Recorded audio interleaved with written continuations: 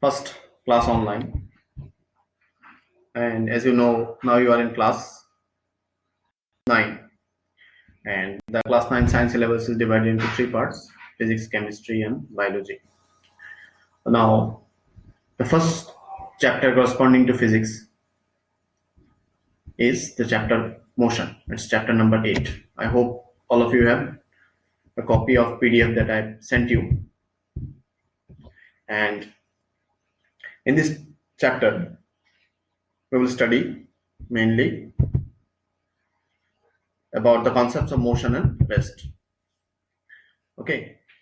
Now, motion and rest have some deep meaning in physics, and your job is to understand these concepts clearly so that there is no problem in the times to come. Most motions are complex. Some objects may move in a straight line, others may take a circular path, some may rotate, and few may vibrate also. There may be many situations or many combinations of these situations.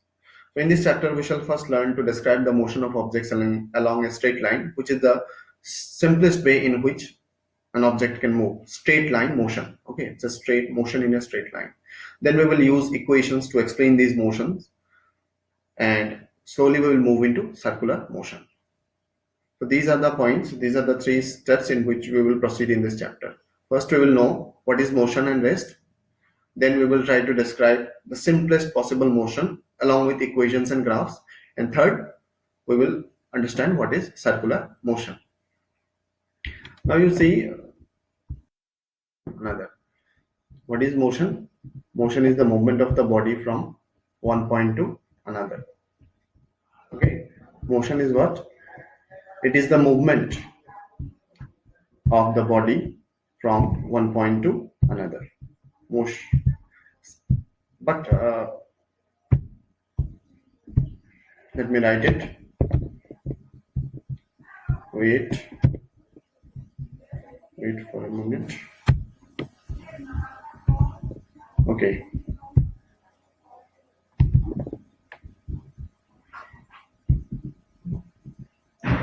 We describe the location of an object by specifying a reference point. Let us understand this by an example. Okay, all of you read this from this video. Let us assume that a school in a village is 2 kilometers. Not. Wait, 1 minute. I'm selecting a pen right now.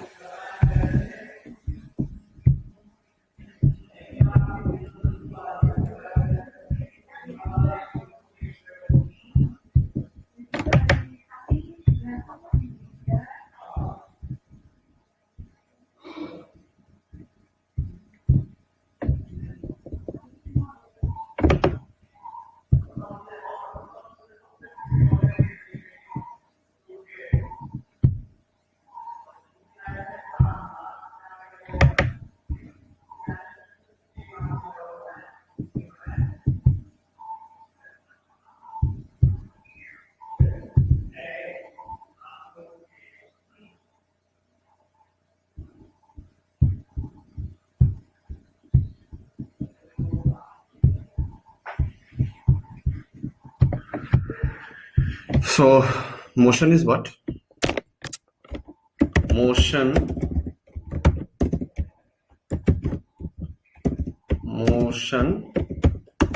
is movement. Movement of what?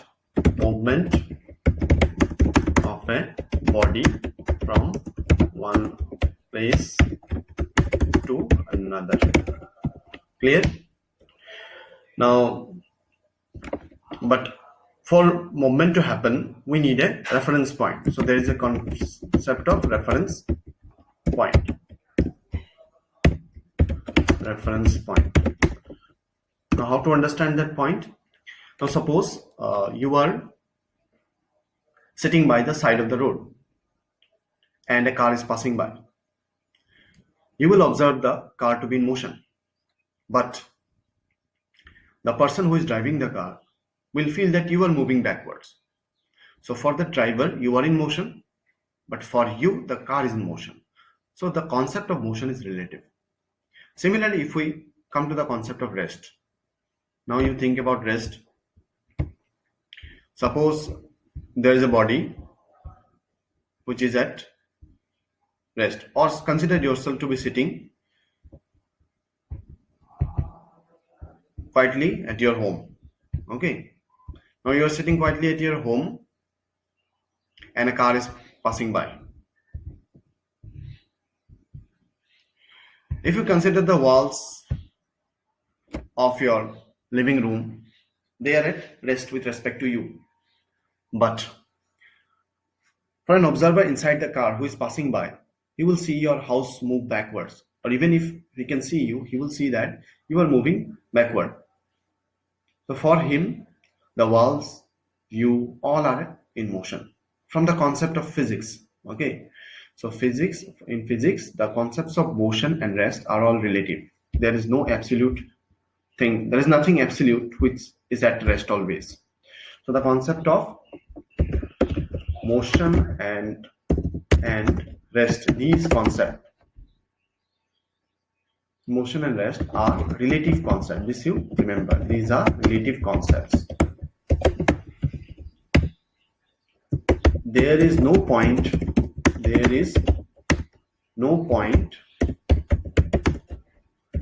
in the known universe that can be considered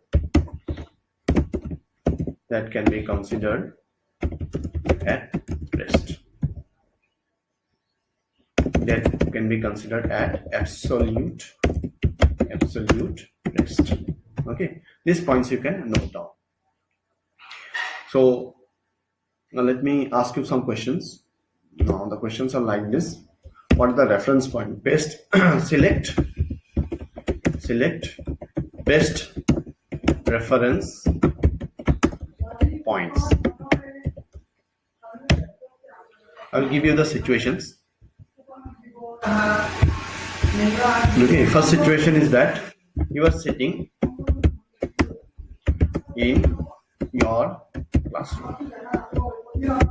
Okay, so what will be the best reference point here? The best reference point will be the walls of the room. We say that you are sitting in the first bench. First from where? First from the, either from the board, or so best is the blackboard. The blackboard or the green board is the best reference point. You are sitting in the first bench. First bench from where? If you are counting from the blackboard side. If you are sitting in the last bench from where? If you are counting it from the blackboard. So the blackboard or the green board here,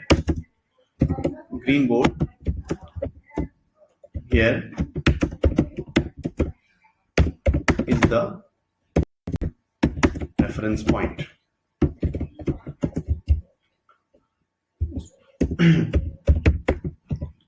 Okay. Now suppose you are inside a train.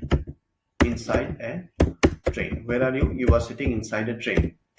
And consider the train is to be moving. So let us write inside a moving train. Suppose you are inside a moving train. Now, if I ask you, where are you sitting? You will give me the coach number or something else, or you will give me the address of your, or the seat of your parents where they are sitting. So that means in case of somebody moving inside a train, the reference point is selected in that compartment itself. Okay, so the reference point will be best. Reference point is best suited to be inside the coach itself, inside the compartment itself.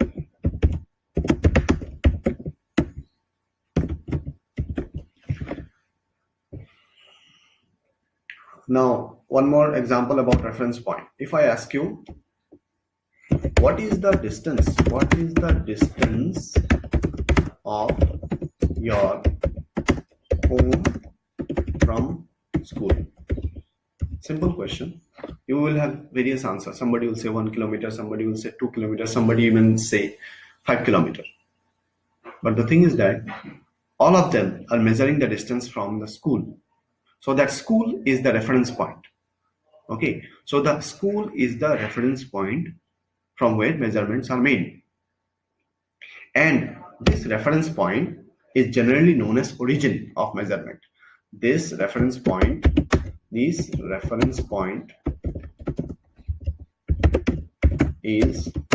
generally known as the origin of the measurement.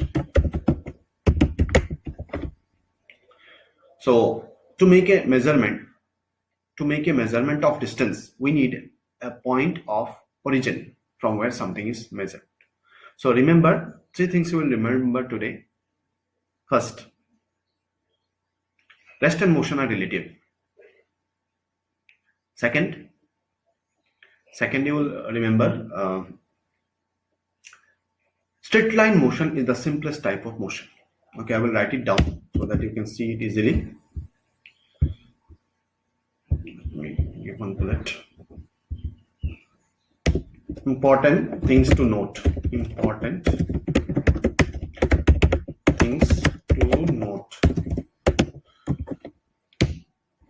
First point,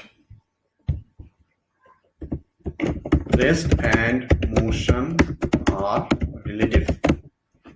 Okay, second point, straight line motion is the simplest type of motion. Third, for measurement of distance from, we need a reference point or origin. Reference point which is known as origin. Different distances measured from different point can have a different, that means, what I mean to say is that, just like this, the same thing if measured from different origins or different points can have different distances. Okay, so next we'll continue in the next video lecture. Till then, you try to understand these points, remember these points, and take note it in your copy. Thank you.